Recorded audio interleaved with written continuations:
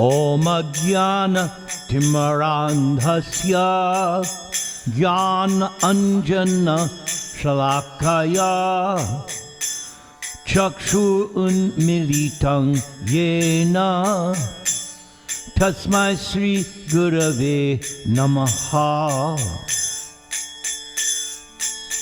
Chanadapi Sunichena Taror Iva Sahishnuna Amanina Manadina Kirtaniya Sadahari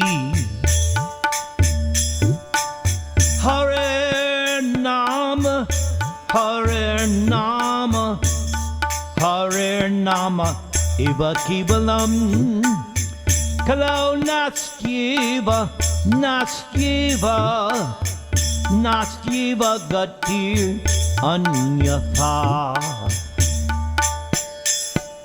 Shri Krishna Chaitanya Prabhu Nityananda Shri Advaita Gadadhara Shrivas Adigor Bhakta Vrinda Hare Krishna Krishna Krishna Hare Hare Hare Rama Rama Rama Hare Hare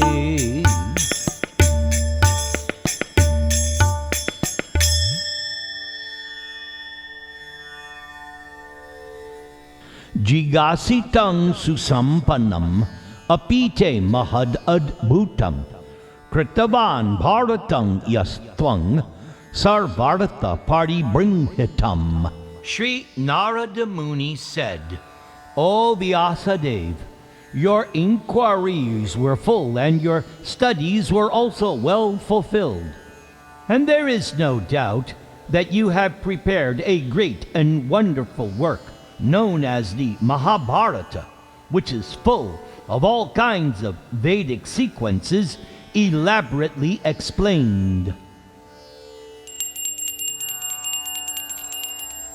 Achintya khalu ye bhava natang starkena yojayet prakritibhya parang yachcha tad achityasya lakshanam.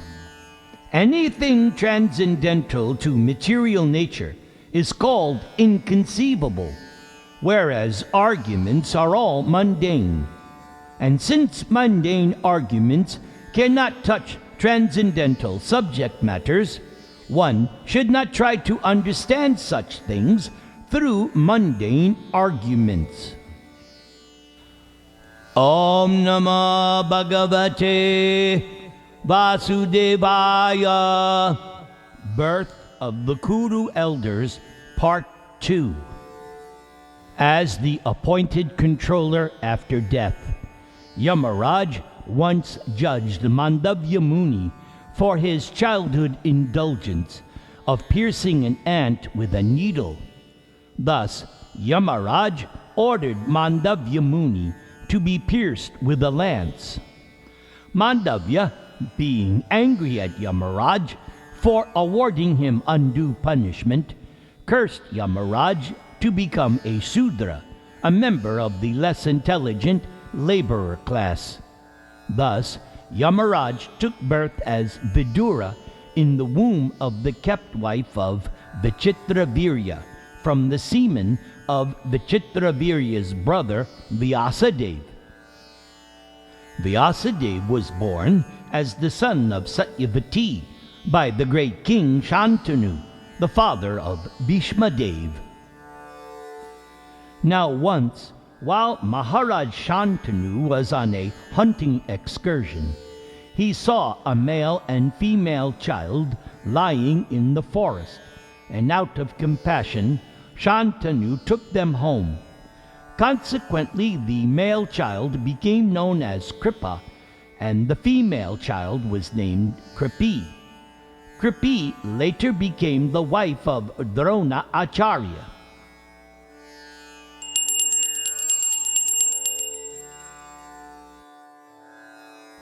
Satyavati now looked at Bhishmadev as he sat respectfully before her. Satyavati spoke his name, and Bhishma looked up, ready to execute her command. Maybe Satyavati could yet convince Bhishma. Bhishma had always been obedient to Satyavati, even more so since his father Shantanu's death. The queen spoke as she pulled her fine silk sari over her plaited hair. "Oh, my dear Bhishma, please think again. You made your vow simply to secure the interests of your father and myself. So now I absolve you of that vow. You have always been fixed in virtue. Please consider our present situation. Just as you made your vow to serve your elders, now you should serve them by acting for the welfare of our disciplic line. Surely this is your duty. You should ascend the throne of Hastinapur and beget powerful sons, just to secure this ancient kingdom's future." In exasperation, Bhishma shook his head.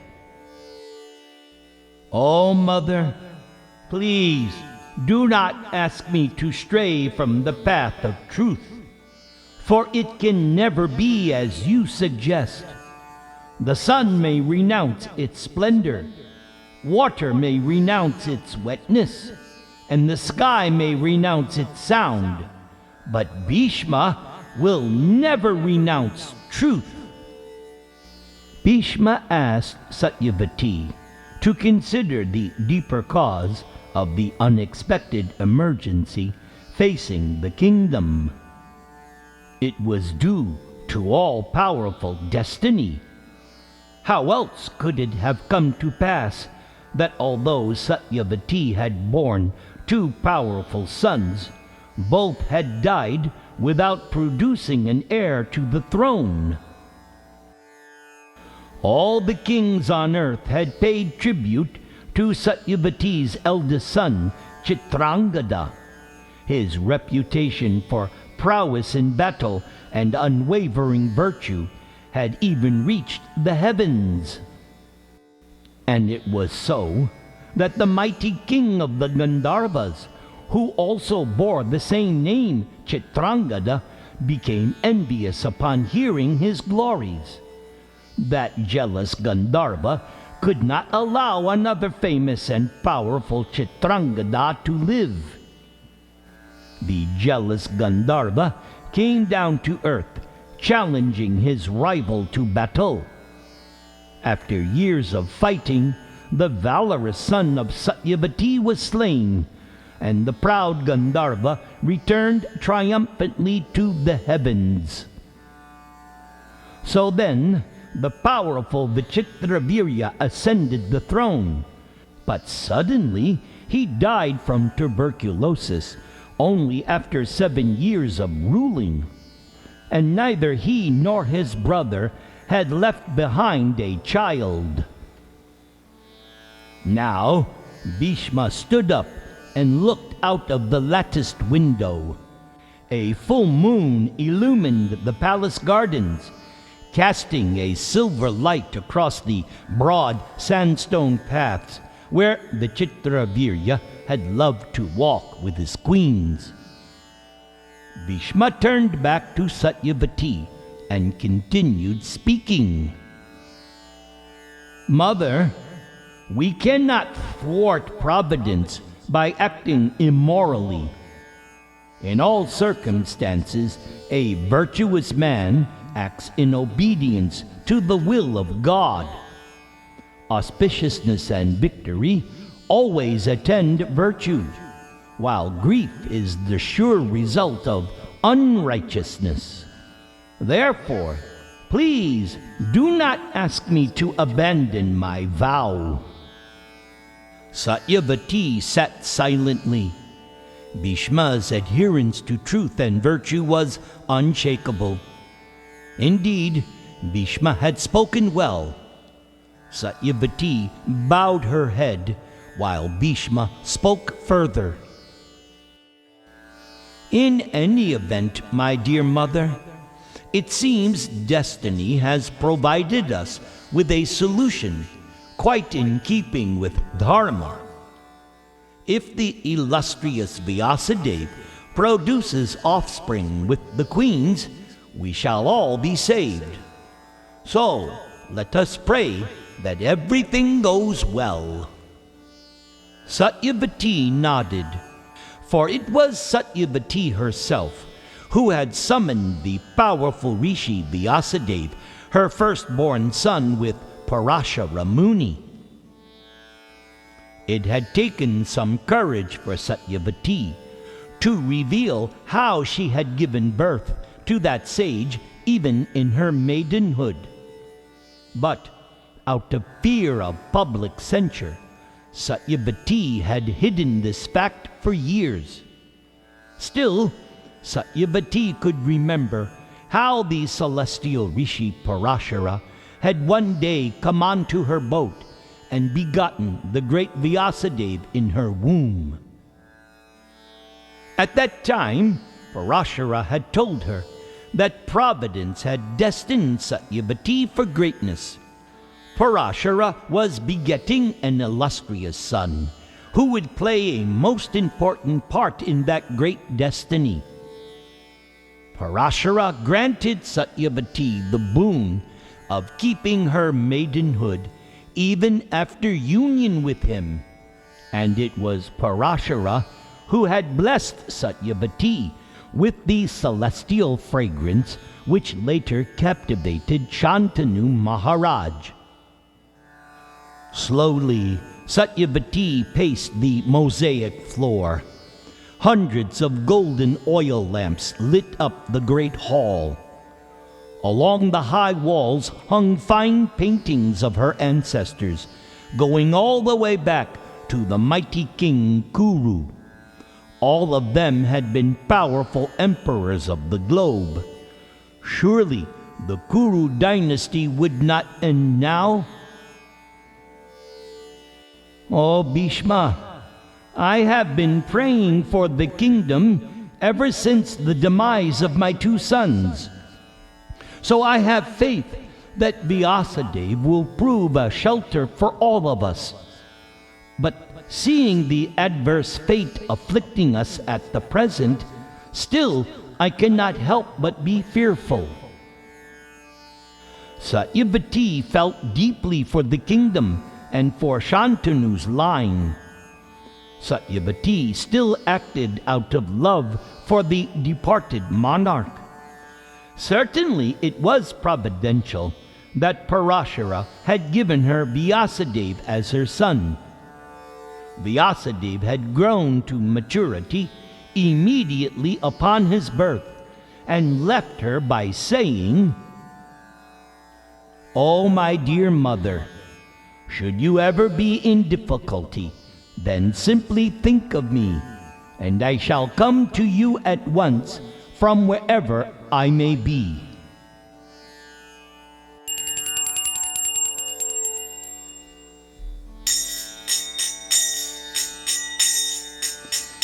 Jaya Radha Madhava Kunja Bihari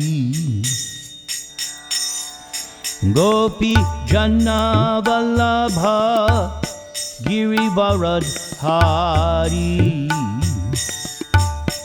Yashodanandana Gopi Jana Ranjana Jamunatira Vanachari.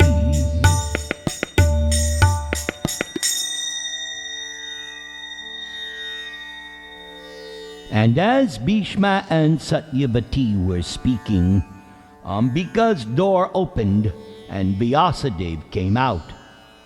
Bhishma bowed at his feet, and Satyavati asked anxiously, "Will the princess bear an accomplished son?" Raising his hand in blessing, as Bhishma stood up, Vyasadeva replied to his mother, "Queen Ambika will bear a son who will be as strong as 10,000 elephants. He will be vastly intelligent, wise, and prosperous. And he will have 100 sons.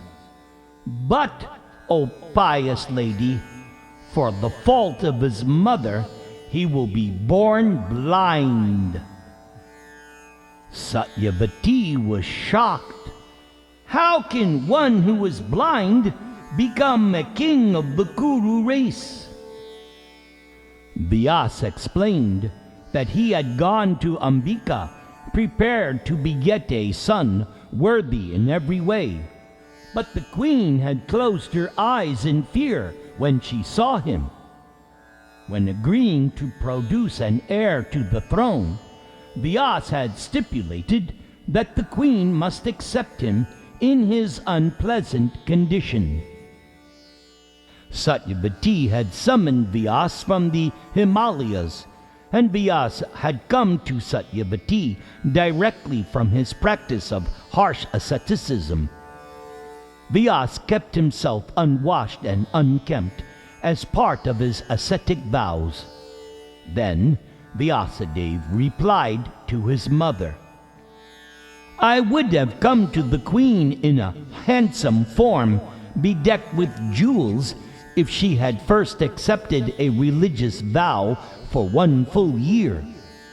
But you asked that she conceive immediately. Therefore I stated my conditions in place of that religious vow." Satyavati cursed herself for her impatience. She had not wanted to wait. Without an heir to the throne, the kingdom was in constant danger. In a land without a monarch, even rain would not fall regularly, and the gods would not be propitious or favorable. Therefore, Satyavati had begged Vyasadeva to approach the queen at once. But now this, a blind son? How could he ever become the king? "O my son, O Vyasa, now you must give another king to the Kuru race. So please, approach the other queen, Ambalika." Vyasadeva looked upon his anxious mother with compassion. Vyasa soothed her fears.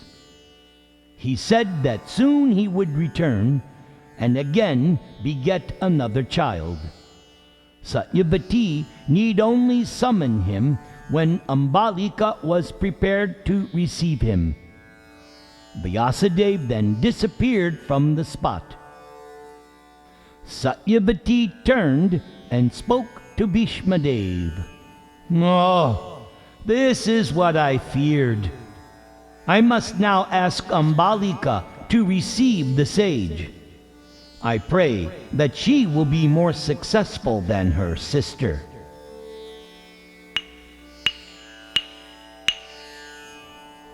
And so, within 1 month, Vyasadeva was called back.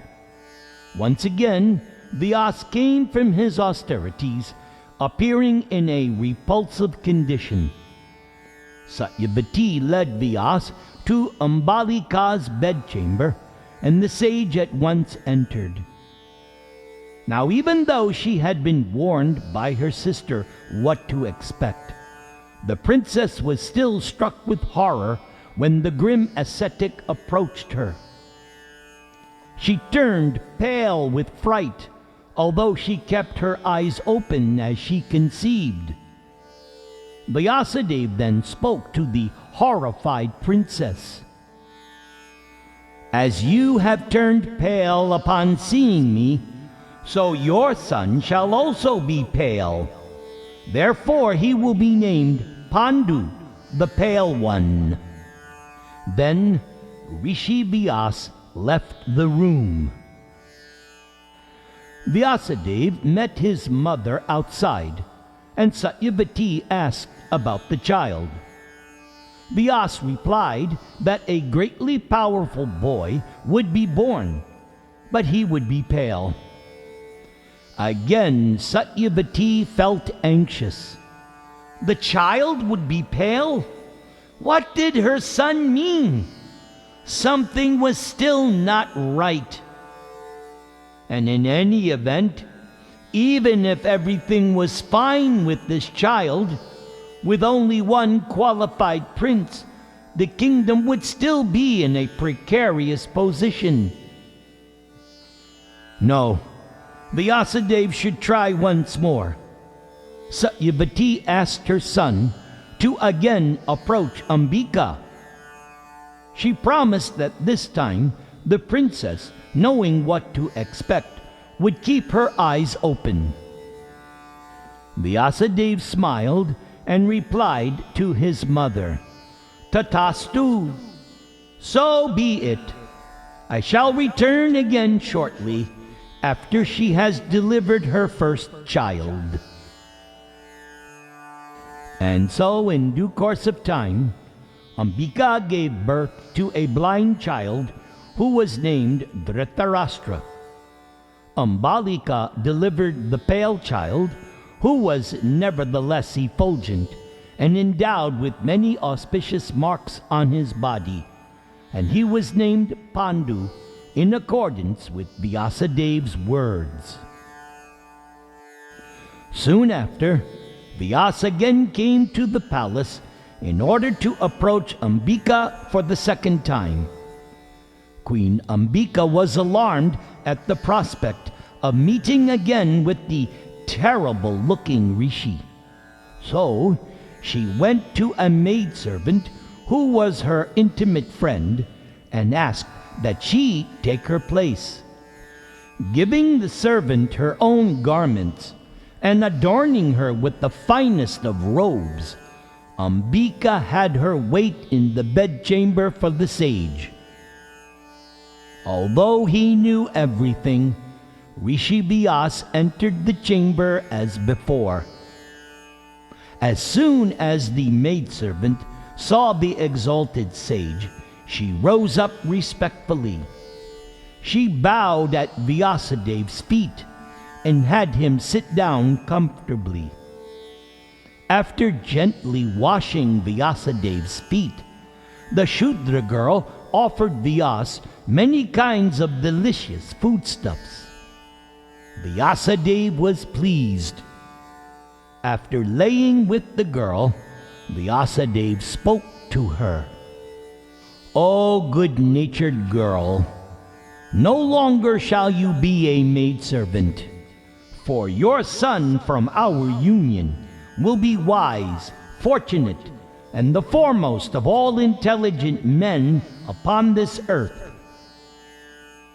Satyavati had been waiting outside the bedchamber. Vyasadeva then told his mother, "You should know that the queen deceived me and instead sent her maidservant. But that simple girl received me with all respect. Therefore she will bear a most auspicious child. O mother, I shall now go and continue my asceticism. Again, I will return whenever you need me. But hear me, I will not beget any more children." Vyasadeva vanished, leaving Bhishma and Satyavati reflecting upon Vyasadeva's words.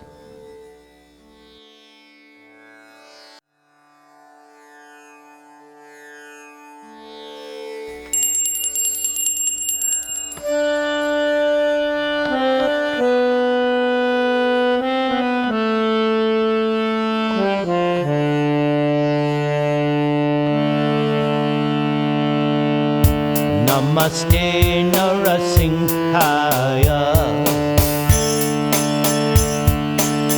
Klada klada dayane. Hiranya kashi purvakshaha. Shila dankana kalaye. Ito Nrsimha Parato Nrsimha. Yato yato yamyato Nrsimha. Bahir Nrsimha Hridaye Nrsimha.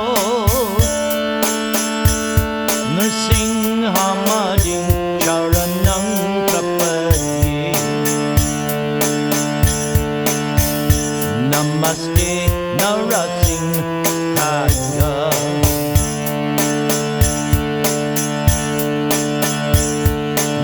Nrsimhamadin Sharanam Prapadye.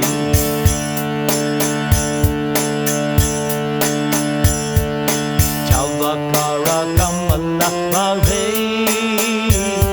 Nakam Adbhuta Singam. Dalita Hiranyakashipu Chanuvingam. Keshavadvita Narahadi Rupa Jaya Jagadisha Hare. Jaya Jagadisha Hare.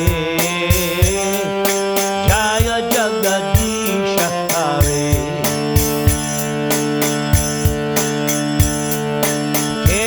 Keshavadvita Narahadi Rupa Jaya Jagadisha Hare. Jaya Jagadisha Hare. Jaya Jagadisha Hare. Jaya Jagadish. Jaya Jagadish. Jaya Jagadisha Hare.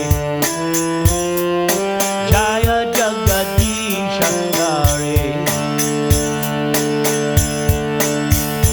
Hare Krishna, Hare Krishna, Krishna Krishna, Hare Hare. Hare Rama, Hare Rama, Rama Rama, Hare Hare. Hare Krishna, Hare Krishna, Krishna Krishna.